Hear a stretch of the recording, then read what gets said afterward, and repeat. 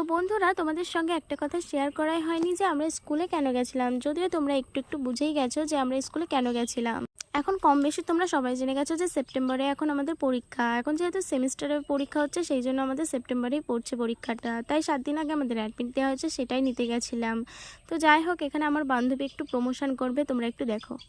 জয়পুরের 3 মাথা মোড়ের পাশে আছে মিষ্টির দোকানটা ভাইরাল, প্রচুর ভাইরাল। জগবন্ধু মিষ্টান্ন ভান্ডার।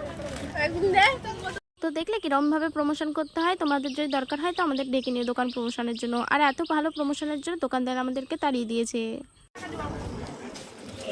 তো চলো আমরা এবার আমার 6 টাকা ছিল, 2 টাকা আমরা ঢাল দিচ্ছি। इतनी खुशी इतनी खुशी। তো যাই হোক, তারপরে আমরা একটা রেস্টুরেন্ট গেছিলাম যেখানে মোমোর খোঁজ করছিলাম, কিন্তু সেটা আর হলো না, কারণ মোমো এত তাড়াতাড়ি তৈরি হয়নি। তো যাই হোক, এবার আমরা বাড়ি যাচ্ছি। পরের ভিডিওতে দেখা হবে, টাটা।